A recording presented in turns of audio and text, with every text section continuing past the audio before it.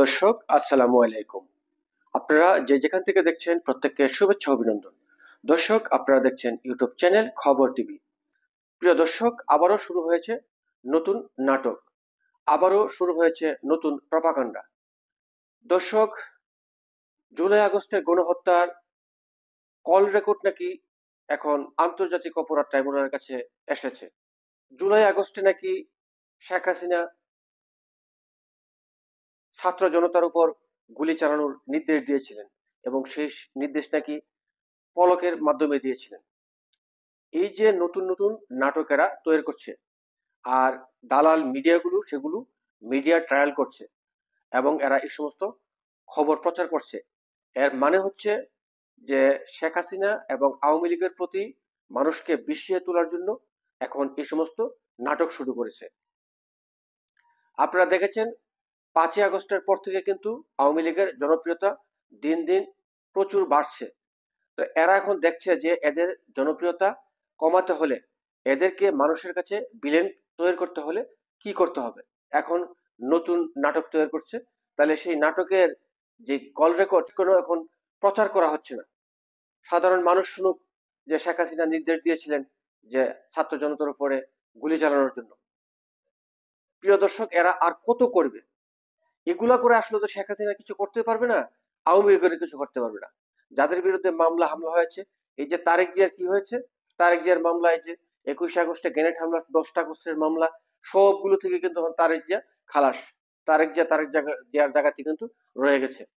তো ঠিক এই যে এখন মামলা মোকদ্দমা এগুলা করে তারা অনেক কিছু বোঝানোর চেষ্টা করছে।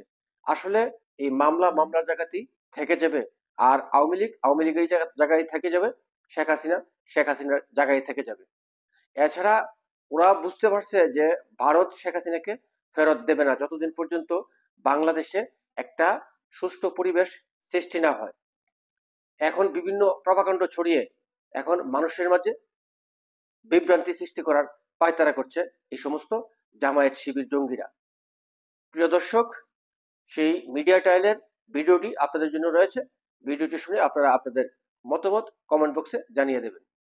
জুলাই আগস্ট গণহত্যা ঘিরে যে ট্রাইব্যুনালের আনুষ্ঠানিকতার বিচারের যে আনুষ্ঠানিকতা, আজকে একটি বড় প্রশ্ন উত্থাপন করেছে প্রসিকিউশন টিম। তারা ট্রাইব্যুনালকে জানিয়েছে যে জুলাই আগস্ট জুড়ে যে গণহত্যা হয়েছে শেখ হাসিনা জুনায়েদ আহমেদ পলককে কী নির্দেশনা দিয়েছিলেন, জুনায়েদ আহমেদ পলক সেই নির্দেশনা অনুযায়ী কী কী কাজ করেছেন, প্রধানমন্ত্রী শেখ হাসিনা তৎকালীন তিনি সেই সময়ের আইজিপিকে কী নির্দেশ দিয়েছেন, সেই সময়ের আইজিপিকে একই সাথে র্যাব প্রধানকে কী নির্দেশ দেওয়া হয়েছিল, সমস্ত তথ্য প্রমাণ প্রসিকিউশনের কাছে এসেছে বলে জানানো হয়েছে।